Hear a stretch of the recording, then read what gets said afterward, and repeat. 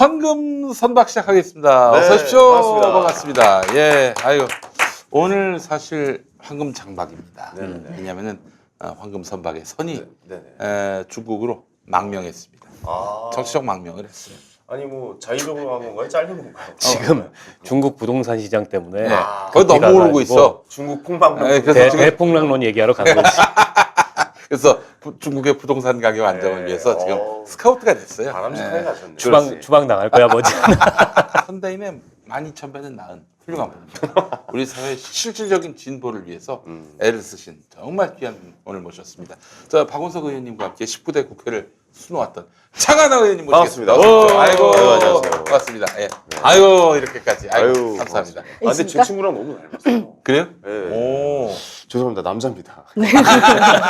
얼마 전에 말로 없는을 날리셔가지고 말로 없나요? 우리 사회에 어떤 기여를 했는지 모릅니까? 뭐가 또 있습니까? 또? 사립유치원에 이런 비리 폐태를 고발하신 분이에요. 그러셨군요. 예, 국회에서 이걸 이제 박용진 의원이 네. 받아가지고 네네. 스파이크를 날렸죠. 아이고, 우리 저 사실 왜 제가 하면 이렇게 안 웃겨요? 이렇게 괜찮습니다. 안 웃길 것 같은 사람이 하니까 예. 좀 부담스러우신 거죠? 귀여우시네요. 시민운동계의 손흥민. 네, 지금은 이제 시민운동가로 네네. 활동하시는데 네네. 어시스트 최고의 어시스트 그렇지 않습니까?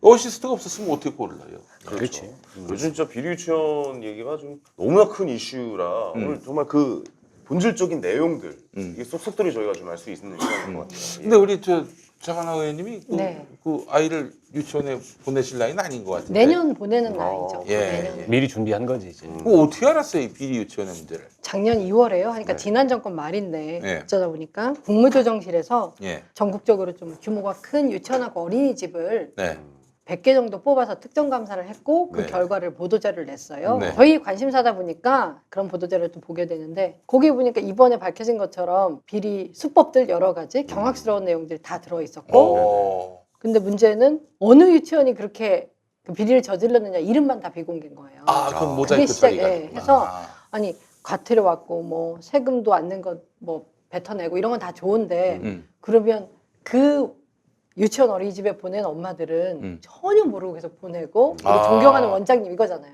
처음에는 이거 뭔가 문제가 있다 해서 정보공개 청구를 먼저 그렇죠. 시작했고 정보공개 청구를. 네, 예. 잘 안 줍니다. 그래서 처음에는 국무조정실 거 100개 요청했다가 이제 우리도 스케일을 키워서 전국에 150개 교육 지원청이 있어요. 그렇죠. 그러니까 전국에 있는 모든 유치원들 최근에 3년 동안 감사한 내용하고 예. 적발 기관 이름을 좀 달라. 엄마들이 진짜 제일 알아야 될 게 엄마들인데 엄마들만 모르는 거예요. 그러니까 그렇습니다. 교육 공무원들은 지금까지 쭉 알았었는데 예. 그냥 징계 주고 그냥 입 닫고 이거였던 거예요. 그래서 야, 이거 봐봐. 여기서부터 확실히 의정 활동을 한 사람과 안 한 사람의 구분점이 생깁니다. 이 누가 정보 공개 청구라는 걸 상상이나 했겠으며 그렇죠.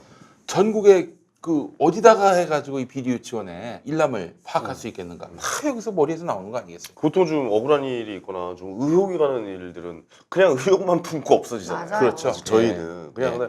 근데 정보 공개 청구라는 좋은 제도가 있었네요. 네. 아니 근데 저는 의정 활동에서도 당연히 그런 것들을 노하우들을 많이 알게 되고 네. 이제 더 업그레이드 네. 되긴 했지만 아마 박 의원님도 그러니까 참여한 지 정말 오래 계셨잖아요. 네. 그러니까 시민운동 하는 사람들은 늘 쓸 수밖에 없는 방법이죠. 이번에 박용진 의원도 한 번에 받은 거 아니고 보좌관이 계속 전화하고 17개 시도교육청 막 닥달해서 받았다고 들었는데 박용진 의원이 야당이었다면 못 받을 자료라고 좀 생각을 하고 그럴 있어요. 수 있죠. 네, 이거는 그럴 수 있고. 그 한유총이 너무 돈도 돈이지만 조직이 전국의 국회의원 지역구마다 유치원이 수십 개는 다 있어요. 어디든지 전국 어디든지. 예. 그러니까 그 이 표를 먹고 사는 뭐 국회의원뿐만 아니라 교육감이나 시도의원이나 구의원 이런 사람들이 다 한유총은 눈치를 볼 수밖에 없죠. 절실한 사람들이 이렇게 일을 처음 만들어낸 것만 있고 또 많은 사람들이 힘을 모았죠 거기에. 세상을 바꾸려면 당사자들이 움직여야 됩니다. 그 아주 중요한 전례를 만든 거고요. 사실 이 사립 유치원에 어떤 부조리가 있다라는 거를 눈치 못 채고 있었던, 짐작 못 하고 있었던 이 교육 행정 당국이나 네. 내지는 정치인들, 특히 이제 뭐 해당 상임위인 교육위원들은 없었어요. 다 알고 있었던 문제인데. 프리트리 문제 아니었죠. 네, 근데 이제 아까 얘기했듯이 한유총이라는 단체가 워낙 강한 이 압력 단체, 로비 단체, 이해관계 단체가 돼 있는 데다가 주기적으로 선거를 치르니까 그 선거에서 그들이 갖고 있는 이른바 이제 표의 영향력 이게 두려워가지고 아니 교육감들마저도 이 문제에 제대로 대처를 하지 못했던 아니 거고 그 단체가 얼마나 크면 그 표에 영향을 한 5천 명 정도가 회원인데요. 5천 명. 전국의 사립 유치원의 한 90% 이상이 네. 거기에 가입돼 있다고 보면 돼요. 설립자나 원장은 한 20-30년 하시는 분들이에요. 네. 근데 사립학교 교장 선생님도 그렇게 오래는 못 하거든. 그리고 그 다른 뭐 공립학교는 다 5년 있으면은 바뀌게 되고.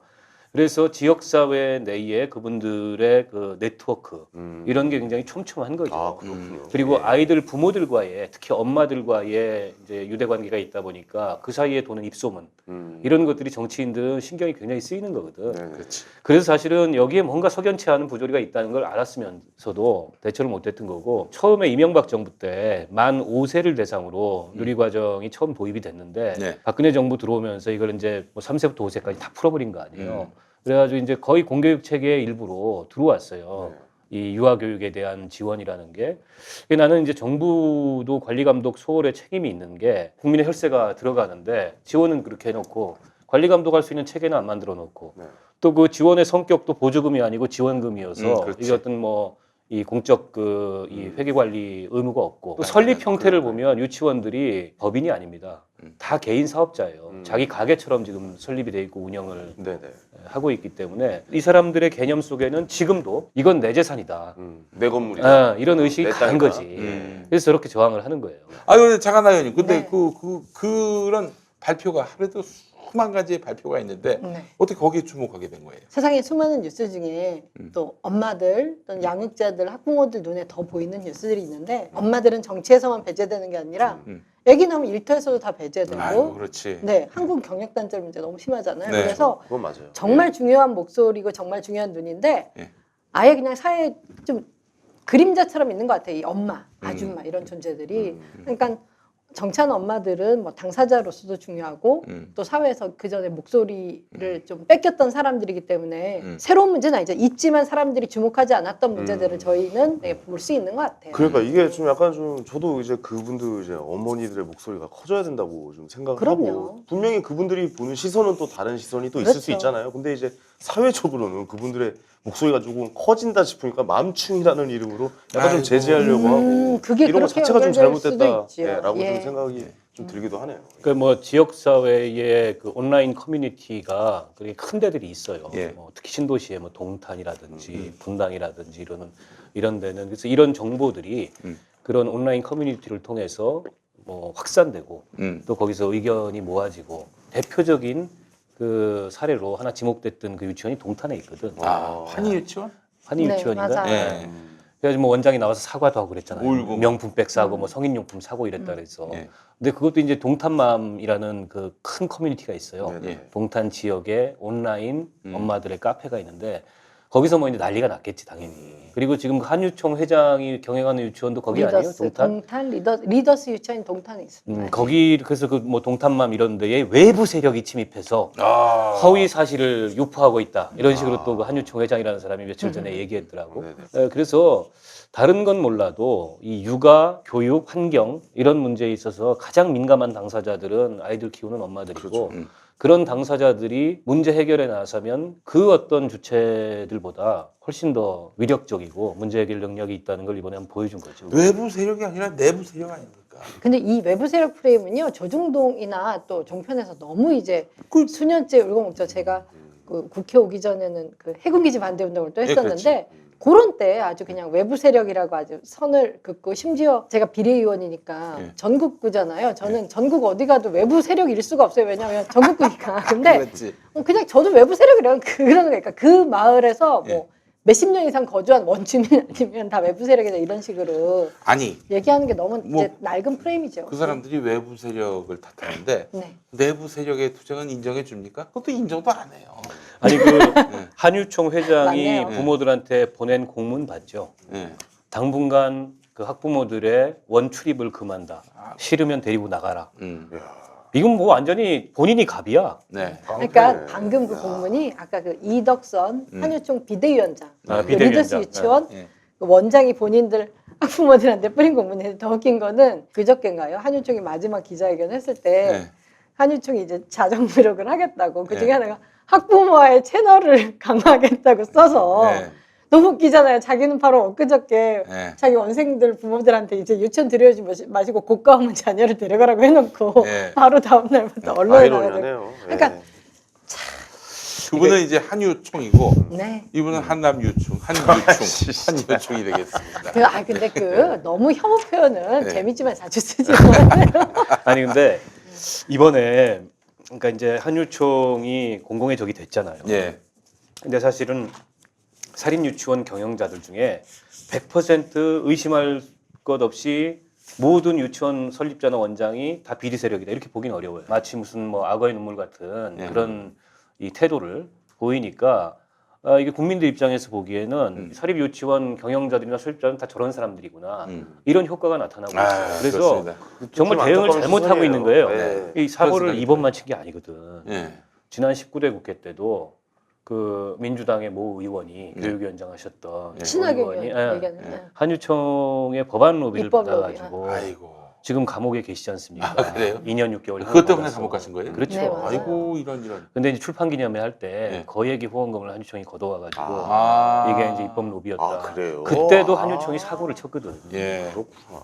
그러니까 한유총만 지금- 친 사고가 아니라 사실 정치권의 문제라고 생각 들고 음. 유아교육이 이렇게 망가질 때까지 책임은 사실 절반 이상은 교육부에 있고 정부에 있다고 그럼요. 생각을 해요. 네. 또 저는 누리과정지원금을 안 줬다 하더라도 교육기본법이나 이런 거 따라서 개인 사업이든 뭐든 간에 교육당국이 저렇게 망가지면 안 되게 이렇게 감독해야 될 의무가 있는데 너무 잘못했고 또 아니면 더 근본적으로는 유치원들을 이제 어느 순간 다 을에 가게 됐죠. 그러니까 저변이 확대되고 그러면 국가에서 그때부터 국공립을 쭉 지었으면 되는데 이날이 또 계속 사립한테 그 문호를 열어두고 국공립에 돈을 안 줬으니까 이 사단이 났죠. 그때도 저 생각에 왜 이렇게 국공립 유치원이 없나 봤더니 이 한유총이 강력하게 막았고 그래서 막았대요. 그래서 이제 유치원 지은 데가 한유총의 나와바리가 아닌 곳, 수요가 없는 곳 이런 데다 그냥 뭐 떨렁 하나 지어놓고 네. 그랬었어요. 아, 그래요? 예. 그러니까 이게 이제 유치원 그 국공립 유치원이 두 가지 형태가 있어요. 하나는 이제 단설 국공립 유치원이 있고 초등 병설이 있는데 이제 초등 병설은 초등학교 안에 네. 병설 유치원. 학급 수도 작고 그렇죠. 그리고 이제 초등 병설 중심으로 확대를 하다 보니까 지금 지적했던 이런 문제가 나오는 거예요. 실제 수요가 많은 데는 서울과 같은 이렇게 아이들 많고 인구 밀집돼 있고 도심이고 이런 데들이 많은데 그런 데가 아니고 시골에 초등학교 가면 다 병설 유치원이 있어요. 근데 정작 거기는 유치원 다니는 애들이 별로 없어. 아하. 그러니까 어떤 현상이 일어나냐면은 2017년부터 18년 사이에도 500학급이 늘었어요. 국공립 유치원 학급 수가. 네네. 근데 원화 수는 32명밖에 안 늘었어요. 왜냐하면 시골에 그런 데다가 뭐 하나급, 두학급 그러니까 안 느는 거야. 정말 실제로. 고급 교육이네요. 정말 그러면. 필요한 데는 서울 같은 데거든. 네. 경기도, 그렇지. 신도시. 어제 그 정부에서 이제 6개 항의 큰 틀의 대책을 내놨잖아요. 거기 보면 이제 국공립 확대 계획도 있고, 그다음에 이제 에듀파인이라는 그 공적 회계 시스템에 네. 이 적용을 받도록 그러니까 앞으로는 해야 되고. 이제 그 결산을 받아라 이런 의미. 그렇죠. 그다음에 예. 이제 앞으로 비리 유치원 명단 다 공개할 거고 뭐 등등의 대책을 내놨는데 근데 이 대책들이 국회에서 법이 통과가 돼야 돼요. 그래서 민주당이 법상이군요. 지금 네. 뭐 그 사립학교법하고 유아교육법하고 학교급식법하고 이 세 가지 법안을 바꾸겠다. 그래서 대표 그 당론으로 발의를 했는데 문제는 야당 쪽을 이렇게 보면 자유한국당은 여기에 대해서 아무 얘기를 안 하고 있어요. 아니, 이 사리만큼 조용하게 있어요. 네, 선거 날이 가까워지면 가까워질수록 국회에서 법 개정하는 개혁은 점점 더 어려워져요. 그래서 쇳불도 당김에 빼랬다고 올해 정기국회 때 어느 정도 진전을 보고 늦어도 내년 상반기 이전에 그러니까 기존의 이런 관리감독 체계와는 다른 그런 이제 좀 한결 진전된 그런 체계를 못 만들어내면 이게 또 무산될 수도 있어. 왜냐하면 다음 총선 가까워지면은 눈치 보는 사람들이 하나둘씩 늘어가거든. 있겠죠. 예. 그렇습니다. 근데 이 안에 내용을 살펴보면은, 그러니까 이분들이 얘기하시는 게 좀 뭐 회계를 이제 오픈을 해라, 이제 나라에서 이제 다 네. 공개를 해라, 약간 이건데 그분들은 뭐 여태까지는 이제 그 공개를 안 했던 건가요? 아니면은 뭐 좀 네, 회계장부 했는데, 갖고 있는데 예. 수기로 쓰고 있고 이제 감사 나온다고 하면 그때 펼쳐 보이는 거고요. 요 에듀파이는 온라인 시스템이라서 그때그때 쓴 거를 이렇게 영수증이나 뭐나 해가지고 시스템 입력해요. 그러면 직원이 감사 안 가도 그 컴퓨터 이제 수시로 자기 이제 사무실에 관리가 볼 수 있어서 가능하군요. 네. 예전만큼 그렇게 무분별하게 하지는 않고요. 또 하나 사실 이번에 걸렸던 거 막 명품백 나오고 이런 것들은 되게 창피한 일인데 저희 단체에서 기관 명단은 없었지만 전국에 그 감사 적발했던 것들 저희 네, 엄마들이 네. 보면 술 사는 건 너무 일에 있고요. 아이들이 안 먹는 음식 같은 거 은근슬쩍 껴있는 건 되게 많아요. 안주가 들어간다. 네, 뭐 이렇게 장 보는 김에 자기 집장도 보는 거죠. 맞아요. 딱 맞아요. 예, 예. 그러니까 다 영수증 갖다 넣는 거예요. 네. 세금 털라고. 맞아. 예. 아이들 급식, 아, 아이들 먹을 먹는 거리. 거. 먹는 거 진짜 야마 거의 이거 오병이어의 기적이야. 네. 닭 3마리로 애들 200명을 먹였대. 네. 도둑질을 해도 네. 도둑질을 할 게 있고 안 할 게 있지. 어떻게 그 어린아이들 먹는 거를 네. 어제 그 정부 대책 중에 각 이제 그 유치원 운영과 관련돼서 운영위원회를 만들도록 하고 학부모들이 급식이나 이런 데 참여하도록 하고 이런 조항도 이제 그 앞으로 도입하겠다고 했는데 그러니까 이 당사자인 학부모들이 유아 교육 과정에 참여하는 게 굉장히 중요합니다. 지금 초중고등학교 다 학교 운영위원회가 있어서 당사자인 학부모들이 참여하잖아요. 근데 유치원만 없어 그게. 그냥 원장 마음이야. 그리고 왕이요. 부모들이 알려고 들면은 알려고 하지 말라. 그러니까 우리를 믿고 맡기라 이런 근데 태도인데 부모님들은 한두 명이 그런 의혹을 가지면은 우리 아이에게 피해가 올까 봐. 얘기 못하지. 얘기 못하죠. 의혹이 어떻게 있어도 얘기해요. 그 약한 고리를 잡고서 그러니까요. 지금까지 이런 일이 반복이 되었던 그러니까 거예요. 뭐 폐원한다 뭐 이런 소리 나고 말이야. 네, 맞아요. 이 단체들의 입김이 과연 어디까지 작용할지는 모르겠는데 근데 뭐 이런 좀 악을 좀 끊어야 되지 않을까 저는 싶어요. 저는 그래서 항상 이 나라 정치를 바꾸려면은 네.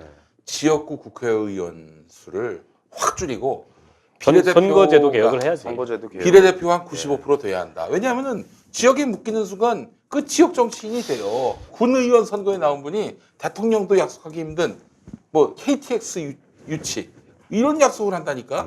아 자기가 가능하지도 않은 약속을 이렇게 내세워요. 그러니까 국회의원만은 내가 국민의 대표를 뽑는. 노원구에 KTX 유치 공약 냈던 거 아니야? 아예 전혀 안 됐어요. 전혀 안 냈어? 예. 공항을 유치한다고 공항을 유치한다. 공항. 아, 농담입니다. 예. 근데 뭐 저는 이제 이름이 더불어민주당인데 있지만 또 민주당도 당 내부의 운영은 비민주적이잖아요. 아유, 그렇기 누구보다 때문에 더 잘하죠. 네, 그렇기 때문에 이제 그 한국은 또 정당이 막 정상화돼 있지 않으니까 좀 비례라는 것도 뭐 누구 비례 1, 2, 3, 4번 주는 거는 국민들이 더 관심이 좀 없잖아요. 네. 그래서 참 당권을 답답하고 갖고 있는 사람이 힘이 너무 세지지 않을까요? 그렇게 그렇죠. 근데 그러면 그 각 당이 네. 전당대회를 열어가지고 표 많이 얻은 순서대로 1번부터 쫙 내려오게 그렇게 해서 후보를 정할 수도 있잖아요.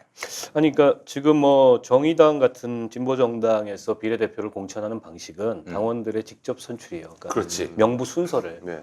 그리고 민주당도 지난번에 20대 국회의원들 그 비례대표 선출할 때는 이제 중앙위원회에서 비슷한 방식으로 했죠. 그렇게 하려다가 어. 각 김종인 선생이 그냥 파토를 놨죠. 아니 그러니까 두 자리인가는 아마 찍었고 나머지는 명부 순서 투표를 했어요. 원래는 김종인이 다 점지했어요. 그 칸막이 본인이 해가지고 이번 하려고 그랬지. 가지고. 칸막이 하려고. 네, 네. 어쨌든 그 민주당에서는 이러나 저러나 어쨌든 음. 그 안에 있는 뭐 뭔가 개파나 뭐 이런 것들이 힘이 커서 뭐 그렇다고 해도 정말 그러니까 사람이 좋아서 그러니까 훌륭한 정치인 감이라서 되고 이런 것들은 좀 없는 아니 것 같아요. 그게 선거 제도를 어떻게 설계하냐에 따라 다른데 갑자기 선거제도 얘기로 넘어왔는데 아, 유치원 얘기가 갑자기 그런 어. 거예요. 아니 해야 돼 이게. 그- 정치가 안 바뀌면 뭘 바꿀 수 있어요? 정당이 공천하는 비례대표지만 네. 스웨덴 같은 나라는 유권자들이 그 명부 순서 투표를 해요. 그렇죠. 그래가지고 이 광역화된 명부에 누가 1번이고 누가 2번 될지 이거를 후보 선출하듯이 음. 정당 비례대표에 대해서도 직접 투표를 통해서 결정하는 그런 식의 방식도 있고 음. 뭐 여러 방식이 있을 수 있어서 요는 지금처럼 이렇게 소선거구제에서 이 양당제 소선거구제의 선거제도를 계속 운영하면 여러 폐해가 있지만 지금 얘기했던 것처럼 원장들이 이익 단체들한테 휘둘리는 이렇게 그런 것도 있죠. 농간을 피워도 막을 수 없고요. 아니, 저는 비례 유치원 원장들이 들어온다 본다니까. 그러니까 오히려 그럴 수 있어. 비례에 연동형 비례. 비례대표제 이런 걸 아. 하면 정의당 같은 진보 정당들이 의석이 늘어나요. 하면 전체적인 좀 약간 그 좋아지는 작용은 분명히 있죠. 지금 상태에서 뭐 한국당이나 민주당이 이제 몇 당이 막 해먹으면 고만고만하고 또 지금 민주당이 정권 잡고 있으니까 진보 정당들이 좀 약간 뭐 영향력 이런 것들이 커져야 훨씬 발전하기 때문에 연동형 비례가 좋지만 제도가 바뀌어서 바뀌는 거에 한계는 너무 있고 진짜 정치가 바뀌려면 사람이 바뀌어야 되는 거거든요. 그래서 엄마들은 이렇게 목소리만 내는 게 아니라 다음 지방선거에 될지 다다음이 될지 모르겠지만 저희는 우리 중에 엄마가 어떻게 정치를 이제 진짜 그 선거에 출마해서 하는지 그게 저희 되게 목표예요. 저는 뭐 다양한 분이 정치를 참여하는 거는 뭐 당연히 혹시 징조라고 봅니다. 지금 300명인데 국회의원 이 300명에 300 대표적 직업군 넣고 네. 예를 들면은 엄마 몫에 국회의원 직원마다 한 자리, 하나씩. 예. 개그맨 몫에 예. 뭐 한 자리 해가지고 그 직군에서 엄마가 훨씬 많은데 개그맨하고 아니, 엄마 하나씩. 엄마 나 5명. 지금 엄마 무시한 엄마 5명. 다섯. 저는 엄마, 얼마나- 20명. 전 아빠 대표를 해주세요. 아빠 대표. 예, 아빠 대표. 개그맨. 확률이 높아지네. 예, 아빠가 많으니까. 확률로 가야죠. 확률로. 개그맨 대표는 만약에 네. 지금 만약에 선거를 한다면 김대동 씨 하라 그래요. 김대중. 회당 350씩 받는다고 그러잖아요. 예, 그래요. 아니 어쨌든 그 정당 명부 비례대표제, 연동형 비례대표제가 도입이 되면 그런 이제 직능 대표성, 예. 전문성 이런 것들이 지금보다 국회 구제에 훨씬 더 많이 반영될 수 있는 구조가 만들어지니까 저는 지역구를 아예 없앴으면 좋겠다. 완전 예. 비례대표제로 완전 비례대표죠. 별로 사례가 없어요. 물론 문제가 있겠죠. 그거 나름대로. 근데 본인의 쓰러진 경험으로 이렇게. 없어져야 된다니까. 아니 서울 노원갑 추억이 좋아요? 아 근데 좋은 추억 저는 갖고 있어요? 나쁜 저기요, 것도 없고. 본인의 감정을 대입시키지 마시란 이거 봐봐. 말입니다. 황희자 씨, 예. 잘 모르는데 네. 내가 서울 노원갑에서 떨어졌지 않습니까? 이 양반도 서울 노원갑에 다음에 지역구 저는 도전했다 안 경선에서. 됐어요. 아, 경선에서. 동선에서 안 되셨군요. 서울 노원갑에 대해서 맺힌 게 많아. 아, 그래요? KTX 유치 공약을 안 해서 그래. 아, 그런가요? 국회의원은 꼭 이 선비 같은 사람이 돼야 된다라는 그 사상도 좀 바꿔야 돼요. 국회의원은 약간 평민 같은 사람이 오히려 더 정치에 적용을. 국회의원 선비 같은 사람이 아니고 다 예. 선비 같은 사람 뽑았으면 제가 좀 아니, 됐어요 벌써. 보기에 스펙상 약간 선비 같은 사람 있잖아요. 뭐 이 어디 황현희 씨가 법관 날 출신에. 보더니 저런 선입견을 갖게 됐구나. 더 많은 국회의원들 좀 만나봐. 진짜 아유, 너무했다. 아닙니다. 그건 정말 아니고요. 예. 그죠? 예. 사실 우리 이제 장하나 의원이 뭐 다른 청년 비례대표 의원들도 그렇지만은 정말 성공작이라고 생각하거든요. 성공자. 성공작이었어요. 사실은 장하나 의원님이 만약에 지금 조직으로 돈으로 어느 세월에 국회의원 됩니까? 본인의 컨텐츠로 이렇게 된 거 아니에요 한마디로 얘기해서. 네. 저 의원님 지금 당적은 계속 민주당이시고. 네 아직 탈당 안 했어요. 예. 어떻게 탈당 계획이 있으세요? 네? 아늘 줬다 폈다 해요 저는. 어쩌면 당할지도 몰라. 아, 그러네.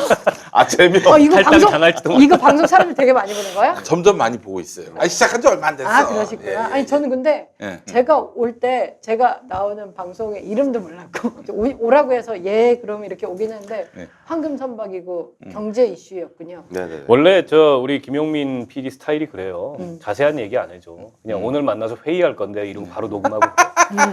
우리 처음에 그렇게 시작했어. 예. 아, 정말요? 네. 회의하러 온 줄 알았더니 바로 녹음하더라고. 그 빈틈을 주면 안 됩니다. 안 할 수가 있어요. 초동에 그냥 이 모든 것들을 차단하는. 그나저나 우리 장하나 의원님 네네. 그러면은 어떻게 다음 21대 국회 도전합니까? 그럴 것 같아요. 정치하는 엄마들하고 해야지. 해야지. 그러니까 제가 정말 2주 전 한 3주 전까지도 긴가민가 한 게 첫째는 이제 아기가 어리고 할래야 돈이 없잖아요. 네. 막 3주 동안 돈이 생긴 건 전혀 아닌데 음. 그런데 어쨌든 3주 전에 갑자기 불현대 일요일에 설거지를 마치고 해야겠다는 생각이 팍 왔어요. 설거지를 마치고. 해보고 싶으면 하면 해야지 이랬어요. 근데 우리도 지금 아직 돈도 없어. 그냥 해야지라고 그 부부간에 합의만 본 건데 그 뭐 선거구도 지금 뭐 그런 고민 하나도 없이 노원갑 안 나가죠. 모르겠어요. 그냥 경선에서 이길 수 있을까 싶긴 해요. 현역이시니까. 그러지 마세요. 노원갑은 토박이 공동체이기 때문에 네. 토착 정서가 있어요. 그래서 어려워요? 그래서 우리 장하나 의원이 가시기에는 지금 현역 쉽지 의원이 않겠다. 누굽니까? 고용진 의원. 아, 예, 그래서 제가 봤을 때는 신도시로 한번 딱 도전해 근데 보시면 지금 될 거기 것 살고 있는데 뭐 이사할 수가 있어요? 노원갑에 사세요? 네.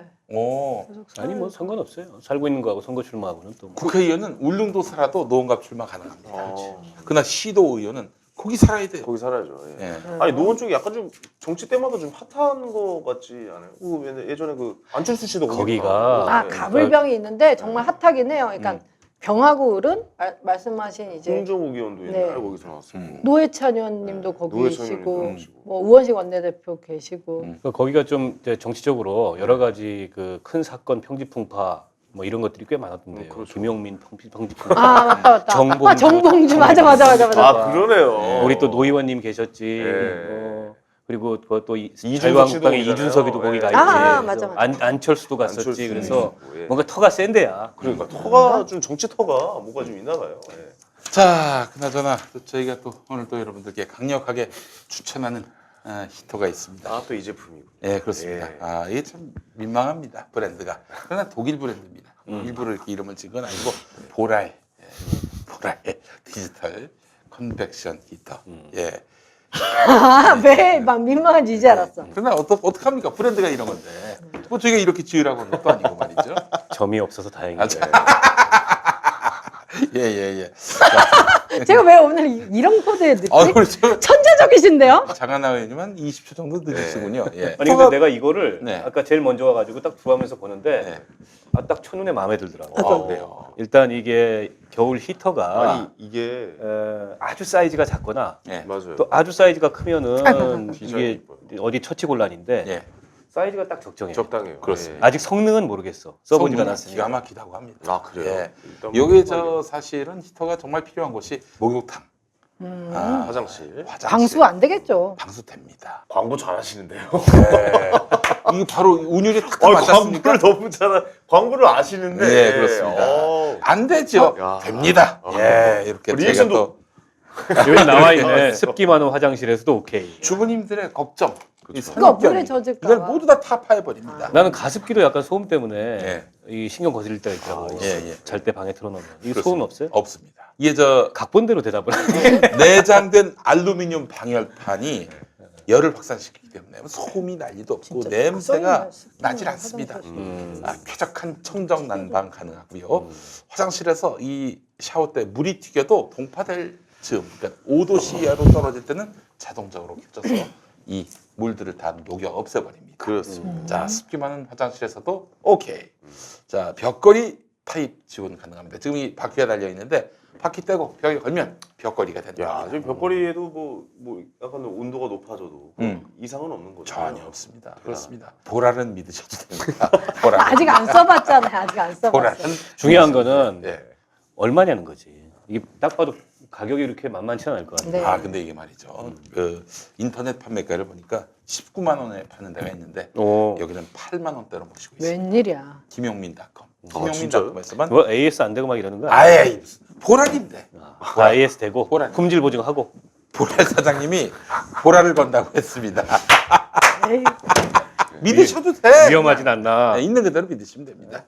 보라 사장님이 모서리가 날카롭진 않나 네. 이런 거 봐야지. 그렇습니다. 아니 네. 저 또 이렇게 네. 실내 아이콘이기 때문에 아. 제가 광고에 참여한 제품이 뭔지는 알아야. 맞아요. 아, 이게 엄마의 마음입니다. 엄마의 예, 마음입니다. 예. 또 3단계 온열 조절 기능과 함께 1시간 단위로 24시간 온오프 예약할 수 있습니다. 그러니까 이제 집에 들어올 때쯤 이렇게 딱 켜지면 얼마나 좋습니까? 그러니까요. 보랄이 따뜻하기 때문에 네, 보랄. 오케이. 아무튼 핵심은 김용민닷컴이 국내 최저가로 판다. 그렇습니다. 8만 원대 모시고 있습니다. 진열 상품 좀 싸게 나오는 거 없어요? 예? 진열 상품. 진열 상품 이거 가져가세요. 네. 7만 원에 모시겠습니다. 아, 7만 원에 이거 7만 원으로 가져가겠습니다. 예. 네, 모시도록 감사합니다. 하겠습니다. 예. 예, 감사합니다. 카드 안 받아 현찰이야. 아, 이거 현찰해줘야죠. 예, 그렇습니다. 자, 그래요. 고용 세습 논란. 근데 저는 사실 서울교통공사에서 그런 일이 있었는지 없었는지는 알 수가 없습니다만은 근데 이건 있어요. 우리 사회 정말 좀 모두가 함께 고민해봐야 될 부분이 뭐냐면은 지금 이 회사에 다니고 있는 현직 직원들 자녀가 이렇게 취업할 때는 가산점을 준다. 이거 뭐 없는 데가 없더만요 보니까. 그게 이제 대기업 노조의 단체 협약 사항으로 예전에는 거의 빠짐없이 들어 있었어요. 지금도 남아 있는 데들이 있어요. 그래서 조합원의 자녀가 지원을 하면 응시를 하면 서류 전형을 면제해 준다든지 아니면 가산점을 준다든지 이게 있는데 그래서 이번 서울교통공사도 그런 유의 건 아니냐 이제 이런 의혹도 있지만 뭐 서울교통공사는 그 노사 단협에 그런 조항은 없어요. 그런 건 없었고 예. 근데 이제 비정규직 정규직 전환을 지금 하고 있잖아요. 비단 교통공사만이 아니고 예. 전체 지금 정부가 공공기관 그 비정규직 정규직 전환을 하고 있는데 이게 올해 이제 뭐 1,285명을 정규직을 전환했는데 그 중에 108명이 기존 직원의 친인척이다. 아, 요건데 108명이라는 숫자가 우연히 그렇게 나온 숫자일 수도 있다. 이렇게 볼 수도 있지만 근데 통상적이어 보이지는 않아요. 그렇잖아. 그리고 요즘 이제 공기업이라는 데가 일종의 꿈의 직장이에요. 그럼요. 우리 청년들은 거기 들어가기 위해서 네네. 뭐 몇 수씩 하는 경우들도 있고 물론 이제 비정규직의 정규직 전환 과정도 일종의 뭐 제한 경쟁을 하든가 공채를 하든가 이런 뭐 그 필터링이 없는 건 아니에요. 예. 그런 필터링을 거쳐서 간 거긴 하지만 이렇게 논란이 커지고 논란이 불거졌고 어제 이제 그 국민권익위원장이 국회 나와서 답변하면서 했던 얘기는 그러니까 이번에 국회 국정감사 과정에서 이게 문제가 되기 전에 작년에 권익위에 진정이 4건이 들어왔었다. 서울교통공사와 관련된. 근데 한 건은 사실관계 확인이 안 돼가지고 그냥 종결 처리를 했고 네. 3건은 서울시로 돌려보내서 서울시한테 살펴보라고 했는데 서울시에서는 뭐 특이 사항이 없어서 그러니까 이게 뭐 특혜나 비리로 보이는 사항이 없어서 그냥 종결했다라고 이제 어제 국회에서 답변을 했어요. 그러니까 이번 국감에서 불거지기 이전부터 이런 거와 관련된 진정이 들어왔다는 건 좀 파편이긴 하지만 서울교통공사의 이 비정규직 전환, 정규직 전환 과정에서요, 혹은 그 서울교통공사 채용 전반에 진짜 문제는 없었는지 한번 심도 있게 들여다볼 필요는 있다. 그래서 지금 국정조사 요구가 이제 야 3당이 시작을 했고 정의당도 조건부로 정의당의 조건부는 뭐냐면 강원랜드도 보자. 왜냐하면 강원랜드는 신규 취업자 500명 전체에 대해서 취업 특혜 논란이 있었거든. 그렇지. 공공기관의 채용 비리 문제를 국정조사를 한다면 강원랜드 건을 그냥 지나쳐서 할 수는 없어요. 같이 해야지. 네. 같이 하자는 게 우리 요구고 여당에서는 일단 뭐 정치 공세다. 심지어 서울시에서는 가짜뉴스다. 이렇게까지 얘기를 했는데 좀 저는 그렇게 방어적이면 안 될 것 같아. 이 의제는. 그리고 또 정부에서는 아예 이 뭐 전담 기구를 만들겠다. 전수조사를 하겠다. 11월 달부터. 이렇게까지 나온 마당에 기왕에 국회에서 제기된 국정조사 요구는 저는 받고 여당도 받고 자유한국당은 또 너무 지나치게 정치 공세를 해요. 정말 비리인지 정말 고용세습이라고 부를 만한 건지 아직 확정된 사실이 없어. 그냥 비율이 높다. 그러니까 특이점이 발견된 거죠. 그거는 사실관계를 확인을 하고 확정한 다음에 해도 늦지 않을 얘기를 벌써부터 이게 무슨 문재인 정부의 고용세습 채용 비리인 것처럼 앞질러 나가고 있고 이게 약간 그런 거랑 같은 거예요. 저쪽에서 유치원 이제 문제가 나왔잖아요. 그런 거지. 여기서 고용 문제 나오면 이걸 좀 유치원한테 밀리니까 아, 그렇지. 우리가 이거 좀 더 좀 밀어내겠다. 이런 의도가 아니, 있는지 모르겠어요. 게다가 이거를 비정규직의 정규직 전환 자체 때문에 일어난 일이다. 원인은 거기에 있다. 이렇게까지 지금 문제를 비정규직의 정규직 전환. 문제를 확대하는 거는 저는 뭐 정당한 태도는 아니고요. 그래서 국정조사 하되 너무 이거를 정치화시켜서 정쟁화시켜서 정쟁의 소재로 삼으려는 그런 태도는 좀 자중하고 실체를 한번 까보자는 거예요. 예. 근데 이게 건수가 예를 들어서 108건을 들여다봤더니 그 중에 한 10건은 채용 비리라고 볼 만한 거였고 나머지 한 98건은 그런 문제가 아니니까 특별히 문제 없는 거다. 이렇지가 않거든. 단 한 건이라도 그럼요. 국민들이나 우리 청년들이 보기에 납득할 수 없는 사례가 나온다면 그렇죠. 이건 그 자체로 문제예요. 바로 잡아야죠. 그러면 바로 잡아야 합니다. 우리 장하나 의원님 이런 네. 뭐 고용세습 논란에 대해서 어떻게 보셨어요? 제가 들은 얘기만 좀 드리면 일단 1290명 중에 108명 요거를 조사한 것 자체가 서울교통공사였어요. 1, 2, 3, 4호선이 메트로였고요. 서울 메트로라는 회사였고 네. 5, 6, 7, 8호선은 서울 도시철도공사인데 작년인가 언제 이게 합쳤어요. 그냥 합쳐졌어요. 1, 2, 3, 4, 5, 6, 7, 8 이제 한 회사예요. 예. 그러면서 이제 조사한 거는 이제 정규직이라 하더라도 다른 회사에 있었는데 합쳐보니 친인척인 경우도 알아야겠고 네. 그잖아요. 두 그렇죠. 회사에 하고 예를 들면 그 아버지나 할아버지가 철도청에서 근무하셨단 말이에요. 그러면 그 가족이 그 아버지 할아버지의 뜻을 그런 삶을 본받고 싶어서 이렇게 저 철도공사에 입사할 수도 있고 네. 메트로에 입사할 수도 있고 도시철도공사에 입사할 수도 있는 거 아니에요. 근데 메트로하고 도시철도공사가 합쳐지면서 한 회사 다니게 된 거야. 네. 예. 하고 이번에 그 정규직 비정규직 한 거가 사실 시작이 그 구의역에서 그 비정규직 청년이 사망한 후에 예. 그 모든 아무 일이나 다 정규직한 게 아니라 시작은 이제 위험한 거 생명 안전과 직결되는 이런 업무는 외주 주지 말고 정규직으로 하자 해서 네. 뭐 내부에 있는 비정규직을 정규직한 것뿐만 아니라 외부의 그런 용역회사 사람들까지도 네. 이 안으로 채용한 거예요. 그러니까 그냥 정규직화 중에서도 좀 센 거예요. 이거는 그죠? 우리 회사의 비정규직이 아니라 예. 용역하던 사람까지 한 거라서 사실 뜻이 너무 좋은데 저는 그런 것들이 이렇게 흐려지는 데는 숫자로만 이상하다지 아직 한국당이 진짜 그중에 친인척이 있었고 이런 거는 못 밝혀냈거든요. 처음에 그 무슨 민주노총 무슨 위원장 아들이 왔다라고 했는데 그게 또 아닌 걸로 되고 해서 그냥 혼자 생각이에요. 원래 그 정규직화하는 거를 너무 싫어해요. 이 보수당에서는. 왜냐하면 이게 공공 영역에서 하고 나서 그 다음에 민간으로 사실은 그 압력이 넘어가게 들어오는 되면은. 건데 재벌 대기업 미치거든요. 왜냐하면 왜 햄버거 집에 있고 왜 빵집에서 하고 이렇게 커피 서빙하고 이런 사람들을 왜 정규직해야 되지라고 생각하잖아요. 그죠? 근데 한국은 그런 모든 업종이 다 재벌 대기업에서 하고 있잖아요. 특이하게도 그렇죠. SPC 같은 데 있잖아요. 베스킨라빈스 이런 것들도 우리나라는 마리베리 다 올라가면 돼. 다 대기업의 이상한 나라야. 그래서 저는 정규직화를 그 자체를 흠집내려는 것도 너무 클 것 같고요. 또 하나 이거는 전 문재인 정부 공격보다는 사실 박원순 공격 같아요. 박원순 시장, 이낙연 총리하고 둘이 뭐 여론조사하면은 다음 대권 후보를 1, 2 하는 것 같아요. 근데 제가 이제 네. 아닌가? 대권 주자로 웬일이야? 이제는 역할을 할 때가 맞나 이런 생각이 듭니다.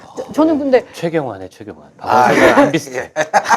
만약에 괜찮아요. 네. 국정조사를 했는데 별 결실 없이 끝났다고 하면 저는 완전 이제 다음 대권 주자는 박원순 시장 될 수도 있겠다 이런 생각도 좀 들어요. 하니까 굳이 이제 서울시로서도 회피할 거는 없을 것 같고, 그러니까 저는 서울시가 그래서 감사원에 감사 청구 했어요, 안 했어요? 그때 했어요. 요새 그죠? 했는데 이제 감사원 감사 청구도 했고 경우에 따라서 뭐 진짜 비리가 드러나면 검찰 수사까지도 가야 되는 그쵸. 사안인데 이게 이제 뭐 그 말은 일리가 있어요. 감사원이 감사하는 거하고 국정조사하고는 조금 다른 면이 있어요.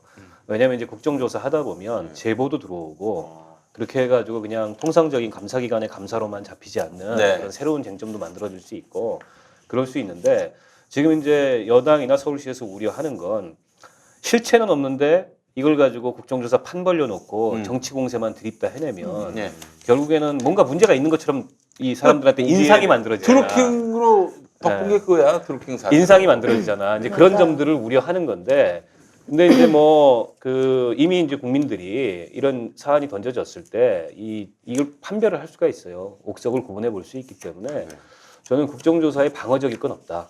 그리고 근데- 차제에 진짜 문제가 있으면은 이게 이제 우통 벗고 드러내야지. 근데 왜냐하면 국정조사를 자칫하면은 비정규직의 정규직화 전환 전체의 정당성에 대해서 마치 뭐가 문제가 있는 것처럼 흔들리면 안 되거든. 그러니까 아예 그 판명하고 가는 건 좋은데 지금 그 보수당에서는 서울교통공사 등 공공기관에 국조라고 이제 요구서를 냈단 말이에요. 지금 네. 내고자 하는 게. 근데 그렇게 돼버리면 저의 생각에는 이제 늘 많이 봐왔으니까 새누리당 하던 수법으로 서울교통공사뿐만 아니라 등이라고 들고 한 나오지, 다음에 다.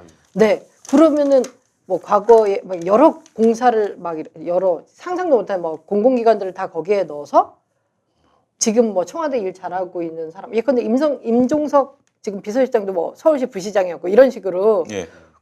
그거를 이제 구실 잡아서 이 사람 저 사람 너무 증인들은 막 불러댈 것 같기도 하고 약간 이게 서울교통공사만 좀 컴팩트하게 하거나 아니면 제일 좋은 거는 이제 뭐 박 의원님 말로 서울교통공사 강원랜드 이렇게 한정한 국조를 하면 좋은데 그걸 가지고 다 싸잡아 또 버려서. 데려온 다음에 또 그 채용 비료만 얘기 안 해요.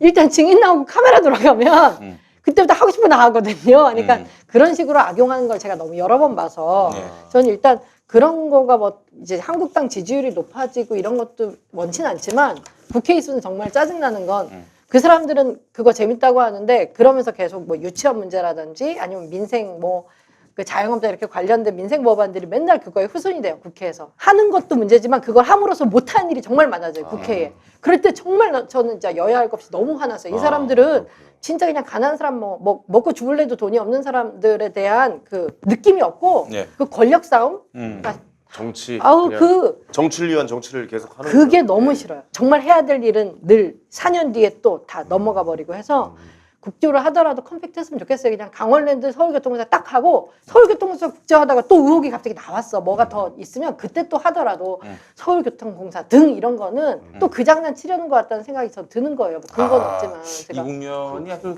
재미를 보는 국면이다라고 자유한국당이 아니, 생각하고 지금 이제 있는 점수 것 같아요. 난다고 생각하고 네. 할 것도 없고 지금 포인트를 잡은 것 같아요. 목소리 높이는 건데 근데 지지율 별로 오르지 않았어요. 아니, 그게 왜 그러니까 이게 자꾸 그러냐면은 후다리 짓기를 한다는 거지. 자신들이 네. 의제를 발굴해 놓은 거예요. 네. 근데 너무 오버를 해. 이게 뭐 이제 박원순 서울시의 총체적인 비리고 문재인 정권의 무슨 뭐 이 도덕성의 문제고 더 나아가서는 비정규직의 정규직 전환 자체가 근본적으로 문제가 있다. 이런 또 식으로까지 하나만 얹으면 논리를 비약하면 노조형. 스스로 떨어뜨리는 거야. 네. 맞아 노조 혐오 얘기하고 싶었어요. 이게 또 그 노조 위원장에 누구를 했다는 건 그들이 노동운동하는 것들을 되게 지금까지도 혐오해 왔고 막 뭐 좌파라고도 하고 뭔가 나쁜 사람 만들기 참 귀족 노조 이런 거 해왔잖아요. 근데 이번에 또 정규직화에 있어서 박원순도 공격하지만 그게 노조 간부의 자식이다 이런 식으로 또 이 노동운동 흠집내는 것도 너무 싫어요 진짜. 참 이렇게 다 싸잡았고 이거 이런 거 다 회의를 통해서 나올 거 아니에요. 이런 문제들에 대해서 이렇게 프레임 잡고 이런 거.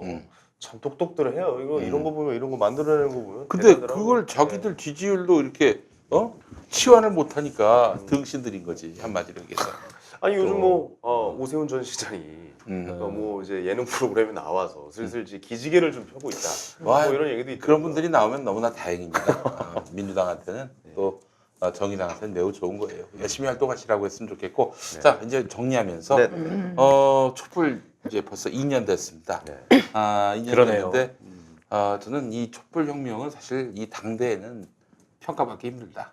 한 10년, 20년, 100년 뒤에야 평가받을 수 있을 것이다라고 생각을 하고, 저는 우리 시대 같이 촛불을 들었던 모든 분들이 이거는 유산으로 삼아도 훌륭할 것이다 이렇게 생각을 하는데, 기념행사 주최단체는 문재인 정부가 개혁이 미진하다 이러면서 문재인 정부에 대한 그런 비판의 그런 날을 세웠는데, SNS에서는 아니 문 대통령은 잘하고 있는데 또 그리고 지금 지적해야 될 대상이 이 사법농단을 제대로 이렇게 손대지 못하는 사법부라든지 이런 데 향해야지 왜 문 대통령을 이렇게 비난하느냐 하면서 또 이제 불만을 표시하는 분들이 적지 않습니다.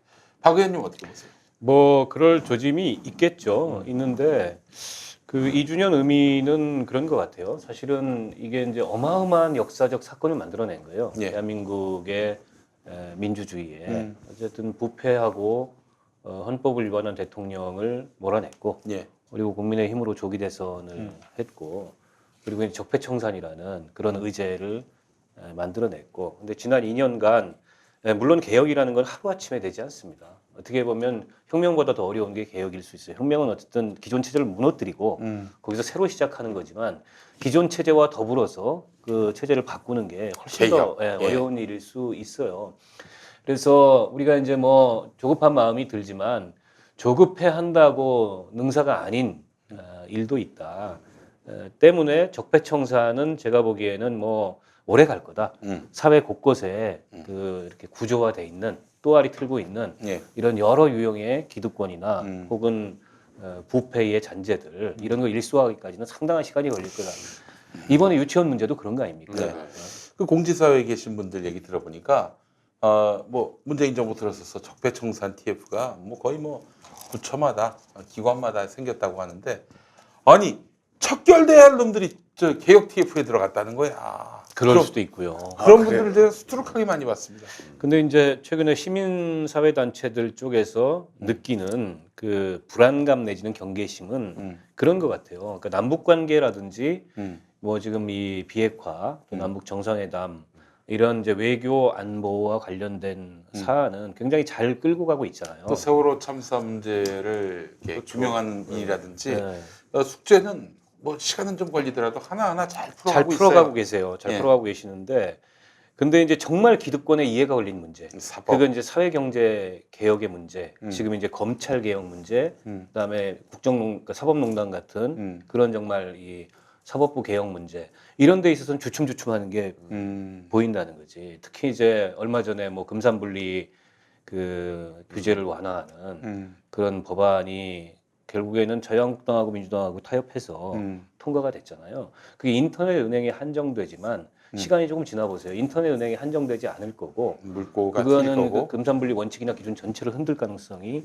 높고, 그만큼 이제 우리 시스템 리스크가 증가할 가능성이 높은데, 너무 맥없이 이런 의제들에서 문재인 정부가 원칙에서 무너지고 있는 거. 그리고 또 이제 뭐 각종 규제 완화, 4차 산업혁명이나 혁신경제 이름 하에 네. 우리가 19대 때 같이 반대했던 민주당도 정의당도 규제 프리존법이라든지 이런 게 이름만 바꿔가지고 다시 등장하고 있는 문제. 사실은 이게 정말 이 사회의 그 기득권들의 이해관계와 결부된 문제인데, 이런 문제에 있어서는 그야말로 제대로 된 개혁이나 적폐청산을 하지 못하고 오히려 원칙이 흔들리는 이런 모습을 보면서, 촛불이 원하는 이제 우리 사회의 궁극적인 모습은 그런 게 아니었는데, 그래서 뭔가 좀 이 정부가 추진하는 개혁의 일관성, 이런 것들을 이제는 좀 그 경보를 울려야 된다라는 문제의식을 가지고 아마 2주년 집회할 때 그런 목소리 좀 나오지 않을까 싶어요. 저는 이랬으면 좋겠습니다. 사실은 문재인 대통령을 지지하는 분들이 아니 지금은 사법농단에 대해서 촛불을 들 때 아니냐. 저는 저게 적극적으로 동감해요. 그래서 촛불 집회를 광화문 상징적인 공간도 좋은데 아예 서초동으로 보여서 대법원을 둘러싸면 어떻겠는가. 그렇게 해서 이러면 또 우리 판사님들이 쫄거든요. 쫄게 만들어야 합니다. 국민들이 촛불이 꺼지지 않았다. 이런 것들을 보여줄 필요가 있어요. 너희들 국민의 신망 없이 사법부가 지탱할 수 있을 것 같냐? 라는 그런 시그널을 보여줄 필요가 있겠다. 하는 생각이 좋은 들었습니다. 의견이네요. 예, 예. 자, 우리 장하나 의원님. 네, 촛불 얘기 뭐 간단하게 저는 잘 알진 않지만 그 촛불이 박근혜 퇴진으로 모였고 적폐청산은 좀 추상적인 언어긴 하지만 적폐청산하자라고 왔는데 이제 그 자리에 모인 사람들이 정말 구체적으로 100% 동의했던 건 박근혜 퇴진밖에 없어요. 적폐청산은 그렇게 구체적인 말은 아니에요. 적폐청산이 어디까지인지에 대해서 네. 누군가는 재벌까지 생각하고 예. 누군가는 뭐 다를 수도 있는데 그냥 저는 촛불이 그 역사적 이유는 대통령 임기 전에 이제 부적절하다고 정말 많은 사람이 광장에 와서 박근혜 퇴진 하나의 그 공감을 하고 그거를 완수해낸 거 어마어마한 거고 그 다음에 뭐 문재인 촛불 혁명으로 됐다라는 말도 맞지만 잘 보면 박근혜 퇴진 후에 선거를 했고 선거를 통해서 문재인 대통령이 된 거죠. 그 사람들이 박근혜 퇴진하고 문재인을 원했던 건 아닌 거잖아요. 그 촛불은 그냥 박근혜 퇴진이었다고 생각해요. 그래서 뭐 문재인 정권이 촛불로 됐는데 뭘 해내 못하네 하기보다는 저는 전 환경운동연합 활동가거든요. 그러니까 규제풀이전법, 그러니까 이번엔 지역특구법으로 통과됐는데 그냥 저는 제 직업이 돈 받고 그 법을 막는 게 제 직업이에요. 그죠? 근데 못 막았어요. 참여연도도 같이 하고요, 당연히. 근데 지난 대선 때 문재인도 그렇고 당신은 유은혜 대선 캠프 대변인인가요? 이분도 그냥 그건 박근혜 법이고 적폐법이라고 그렇게 얘기했어요. 그러니까 그 규제풀이전법은 박근혜가 1,100억을 강압해서 받은 게 아니라 한국 재벌이 손해 날 듯 하겠어요. 100원도 그냥 허투루 쓰지 않는 사람들이라고 생각해요. 재벌은 1,100억이 그러니까 우리가 아는 건 K하고 미르로 1,100억이 갔으면 훨씬 더 몇 배 이득을 생각하고 배팅을 한 거죠, 그게. 근데 지금 받은 사람은 들어가서 저렇게 머리에 삥 꽂고 이렇게 너무 처량한데 준 사람은 이번에 북한 같이 갔다 왔잖아요. 인도에서 이게 허리 3번 굽힐 때부터 예상했던 그렇기 일이죠. 때문에 저는 이 정권이 지금 2년도 안 됐지만 그냥 저는 이 정권은 그냥 이 평화, 통일까지 이 정권에 기대면 되겠다. 더 기대할 거는 기대해봤자 나만 상실감이야. 뭐 이런 생각이 좀 들고요. 그냥 근데 이 정권이 그걸 해낸 것도 사실 저는 제 기대보다는 너무 막 트럼프 막 북한과 뭐 북한 북미 회담 이런 거 저는 죽었다 깨도 생각 못했던 건데 어마어마한 변화인 것 같아요. 이거는 뭐 문재인 대통령도 잘했지만 이 문재인, 트럼프, 김정은 요 세 사람의 이 만남과 케미와 역사라는 게 또 이렇게 신기한 것 같아요. 근데 어쨌든 문재인 정부는 거기까지라는 생각을 슬프게도 들고 왜냐하면 재벌 문제나 뭐 노동 문제, 일자리 문제는 남은 3년 나보다 더 안에도 체념이 빠른데? 그런가? 민주당 전 의원이 나보다 체념이 빠르다. 아니 근데 아유 거기까지야. 기대면 우리가 상처받아. 오히려 그래 스트레스 받을 필요 없잖아. 약간 이런 아니 근데 이거를 계속 이렇게. 대통령한테 왜 약속 지켰는데 안 해 하는 것보다 약간 동의를 많이 이거는- 해줄 때 예. 정부가 움직일 것 같아요. 네. 그냥 정부한 계속 대통령한테 약속했는데 왜 안 지켜 이거는 뭐 도덕성만 가지고 할 필요 없고 이게 사실 연애할 때 이러거든요. 음. 연애할 때 이제 남자친구 여자친구한테 어느 정도 계속 기대하다가 안 될 것 같으면 그래 됐어 약간 이런 느낌이라 예. 정말 그 뭔가 좀 마음으로 뭔가를 이렇게 좋아하다가 근데 뭐 약간 마음을 접는 듯한 느낌. 저는 근데 뭐 사실 우리 문재인 대통령이 그 재벌 개혁도 일정 부분 사실 뭐 다 갈아엎을 정도의 그런 개혁이란 건 사실 쉽지 않은 건데 상당 부분 완수할 거라는 기대를 갖고 있고 또 앞으로도 그 기대는 그래요? 접지 않을 생각을 갖고 있습니다. 예. 저도 그러면 접었던 기대를 예. 펼칩니다. 한번 펼쳐보시죠. 예. 근데 우리 사실 지금 임기하고 1년 반 정도 지났나 그랬을 얼마 안 거예요. 됐어요. 예. 근데 앞으로 이제, 구만리 같은 세월이 있는 건데 이런 목소리가 저는 있어야 돼요. 그러니까 이 시민사회나 혹은 야당, 뭐 사실은 보수야당한테는 그런 목소리를 기대하기 어려운데 이를테면 정의당의 역할이라면 문재인 정부가 애초에 출범할 때 국민들이 기대하고 정부가 스스로 표방했던 그런 이제 국정 운영의 방향에서 예. 주춤거리거나 내지는 뭐 뒷걸음질을 친다면 거기서 당연히 비판의 목소리가 나올 수도 있습니다. 네. 그 비판의 목소리는 어쨌든 이 정부의 개혁이 성공하길 바라는 비판의 목소리인 거지 뭐 흠집내기를 하려고 하는 그렇죠. 당연하죠. 예, 그럼요. 아니거든요. 근데 이제 또 대통령 지지자들 중에 또 열혈 지지자들 중에는 어쨌든 그런 비판조차도 오히려 그 저 적폐들 앞에서 이 내부를 교란시키고 분열시키는 이런 거다라는 또 다른 비판 의식을 갖고 있는데 그건 그렇게 생각하시면 안 되고 제대로 된 비판이나 견제가 없는 권력은 발전하지 않습니다. 때문에 그렇죠. 예. 시민 사회의 그런 견제나 비판 혹은 뭐 학계의 예. 그런 견제나 비판 특히 사회 경제적인 이슈들을 가지고서 그 지금 이제 문재인 정부에 대해서 좀 아쉬움을 표하거나 문제 제기를 하는 그런 목소리들은 경청해야 될 목소리고 네. 아니 정권 내부에도 다양한 세력이 이게 힘이 그렇죠. 작용하잖아요. 예, 예. 그중에 관료 집단도 있고 재벌의 영향력도 그 한편으로는 들어와 있고 또 뭔가 제대로 된 개혁을 해보려는 그런 의견도 있고 중간에서 이리저리 눈치 보면서 그냥 자리나 보존하자 이런 사람들도 있는데 그 힘이 어떻게 작용을 해서 어떤 결과를 만들어내느냐 때문에 그런 비판은 오히려 바람직한 방향으로 나아가도록 하는 하나의 힘이에요. 그렇게 생각을 했으면 좋겠다 이런 예. 의견이에요. 알겠습니다. 아, 하여간 참 촛불 2년 야, 정말 벌써 2년이었는데. 금자탑입니다. 예. 금자탑, 한국민주주의의 금자탑이고 세계민주주의의 금자탑이라고 생각하는데 이 촛불 정신을 더 확실하게 구현함으로써 다음 정권 또 다음 정권도 계속 이 촛불 민주주의를 지지했던 세력이 집권할 수 있기를. 만약에 이번에 한 5년 하다가 자유한국당한테 넘어가 봐요. 그 촛불 정신은 또 폄훼될 가능성이 있어요. 용민이 또 감옥 가는 거지 뭐. 좀 살려줘요. 잘 다녀오세요. 그때 가서 또 네. 박쥐 같이 또 근데 또 이쪽 정부의 블랙리스트가 저기 정규재 TV 출연하고 말이죠. 예, 아마 그럴 겁니다. 자, 정규재 TV. 자, 방심하고 있었네. 예. 예. 장하나 의원님, 아, 네. 이렇게 바쁘신 중에 와주셔서 너무 감사하고 우리 또 다음에 또 뭐 해봅시다. 그럴까요? 예. 그거요. 엄마 팟캐스트 하나 만들면 엄마 재밌을 것 팟캐스트 같아. 한번. 예, 예, 예. 이 엄마 정치. 정치하는 엄마들하고 예, 예. 그런 팟캐스트 하면 재밌을 것 같아. 예. 아니 이제 또 아이 또 데리러 가셔야 되는데 그러니까요. 빨리 보내드려야 할 것 같습니다. 네네네. 저희도 마무리하죠. 자, 알겠습니다. 황금서방 이번 주 순서 모두 마치고요. 박원석 의원님, 장하나 의원님, 황인희 씨 수고하셨습니다. 여러분 다음 주에 뵙겠습니다. 감사합니다. 고맙습니다. 고맙습니다.